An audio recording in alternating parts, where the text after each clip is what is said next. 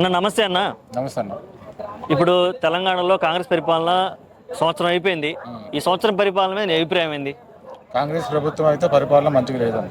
ఉమ్, ఒకటి బస్సులో ఒకటి చేశాడు, ఉమ్, లేడీస్కి 2500 ఇస్తామన్నాడు, ఉమ్, ఉమ్. అది ఇవ్వడం లేదు. అసలు దాని గురించి కూడా ఊసే ఎత్తట్లేదు.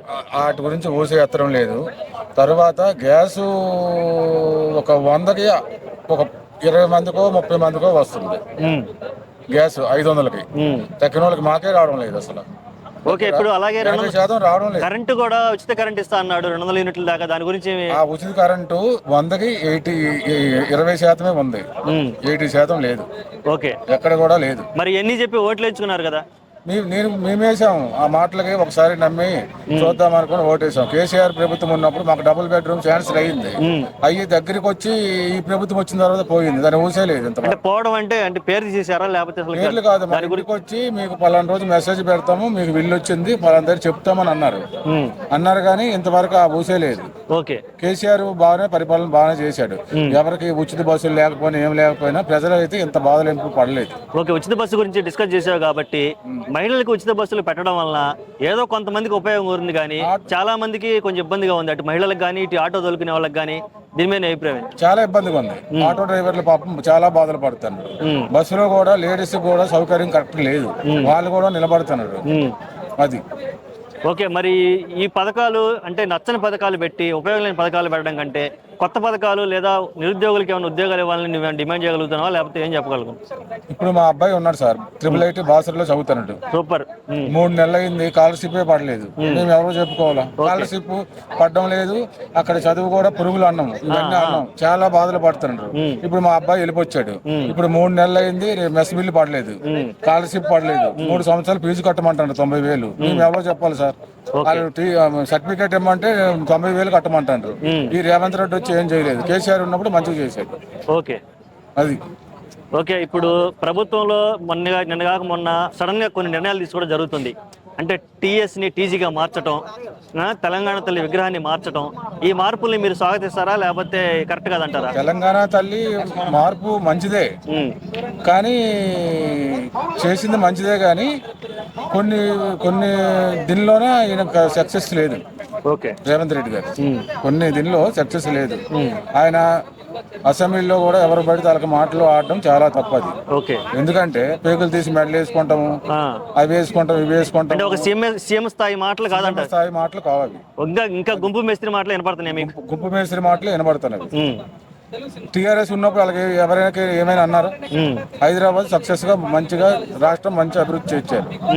అది ఓకే. ఇప్పుడు సన్న బియ్యం ఇస్తామన్నాడు జనవరి నుంచి, అది ఇస్తాడో ఎవడో తేలిపోద్ది జనవరి నుంచి. ఓకే, లేడీస్ కి స్కూటీ ఇస్తామన్నాడు, అది ఇవ్వడు. ఇస్తాడో ఎవడో తెలియదు. ఇవన్నీ కళ్ళబొల్లి మాటలు. ఓకే, ఈ 5 సంవత్సరాల తర్వాత పరిపాలన ఎవరిది బాగుంది ప్రజలే నిర్ణయించుకుంటారు. ఓకే, అంటే హైడ్రా కూడా తీసుకొచ్చారు. హైడ్రా కూల్చారంటే చెరువులు ఉండడం మంచిది. చెరువుల వల్ల మనకు ప్రయోజనం. వర్షం పడితే ట్రాఫిక్ జామ్ అవుతుంది. ఎక్కడి నుంచో పనికి వెళ్ళిన రావడానికి 5-6 గంటలు పడుతుంది. హైడ్రా మంచిదే, కానీ పేదవాళ్ళకి చేయకూడదు. వాళ్ళకి పట్టాలన్నీ ఉన్నప్పుడు వాళ్ళు చేయకూడదు. వాళ్ళు 45 బ్యాంకులో రుణాలు తీసుకొని ఇవన్నీ చేసుకున్నప్పుడు అది తప్పది. అంతకు ముందు ప్రభుత్వం ఉన్నప్పుడు ఇలా చేయలేదు. అది పేదవాళ్ళు ఎక్కడికి వెళ్ళాలా? సడన్ గా చేస్తే అలా సడన్ గా చెప్పాలి వాళ్ళకి, మేము ఇలా చేస్తున్నాము, ఇలా డెవలప్ చేస్తున్నాము అని చెప్పాలా? చెప్పడం లేదు. ఇది మంచి పద్ధతి కాదు అసలు. ఓకే, ఇప్పుడు ఆటోలకు కూడా చాలా మందికి ఉన్న డీజిల్ ఆటోలు తీసేసి ఎలక్ట్రిక్ ఆటోలు పెట్టాలంటున్నాడు. అది అసలు సాధ్యమయ్యే పని అంటావా? అది సాధ్యమైన పని కాదు. ఉన్న ఆటోలు తీసి ఎలక్ట్రిక్ ఆటోలు అవి మంచిది కాదు. అంటే పొల్యూషన్ ఏదో పెరుగుతుంది హైదరాబాద్ లో, దానివల్ల అంటున్నాడు. దానికి మరి ప్రత్యామ్నాయం ఆలోచించకుండా డైరెక్ట్ నిర్మూలించడం, అసలు వీటిని తీసేస్తామంటాం. తీసేయడం అంటే వాళ్ళ పట్టును కొట్టినట్టే కదా. వాళ్ళ ఆటో డ్రైవర్లు అంటే ఎన్నో సంవత్సరాల నుంచి ఉన్నారు. వాళ్ళు ఏమైనా ఎక్కువ రేట్లు తీసుకోలేదు. పలానా ఏరియాకి పలానా ఎంత అంటే అంతే. ఇప్పుడు ర్యాప్టర్లు కూడా వచ్చేవి, వాళ్ళు ఎక్కడ కావాలంటే అక్కడ తీసుకెళ్తాను. ఆటో వాళ్ళకి కూడా బాగానే ఉంది గిరాకీ. ఇక్కడ ఎవరికి కూడా తక్కువేం లేదు. ఓకే, అది ఉచిత బస్సు అయితే ఈ లేడీస్ పెట్టారు కానీ మంచిదే, కానీ వాళ్ళు కూడా చాలా ఇబ్బందులు పడుతుండ్రు. ఉమ్. ఎక్కడికి ఎంత దూరమైనా లేడీస్ నిలబడుకొని వెళ్తుండ్రు. ఇప్పుడు అంతకుముందు పెట్టపోయినప్పుడు కూడా టికెట్ తీసుకున్నారు కదా, వాటి వల్ల ప్రయోజనం అసలు లేదు. అవును, అంటే కేవలం ఓట్లు ఆ లేడీస్ ఓట్లు పడతాయన్న ఉద్దేశంతోనే ఈ పథకం తీసుకొచ్చారు. అందు గురించే ఈ పథకం తీసుకొచ్చారు, కానీ ఇది అంతకుముందు లేదు. ఇప్పుడు పెట్టాడు రేవంత్ రెడ్డి.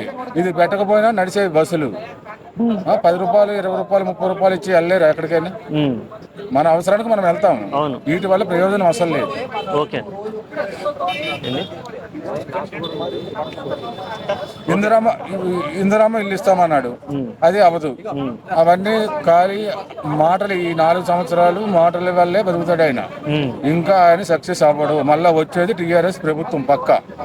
కేసీఆర్ అయితే ఈసారి వస్తారండి, ఎందుకంటే ప్రజల్లో వ్యతిరేకం అయిపోయింది. ఓకే, అంటే చూశారు ఆల్రెడీ, చూసారు అందరూ. అన్నం ఉడకట్లా, అన్నం ఉడకడం లేదు. ఇప్పుడు సంవత్సరం అయింది ఆయన వచ్చి, ఇంకా 2 సంవత్సరాలు అయితే ఇదే పరిస్థితి ఉంటుంది.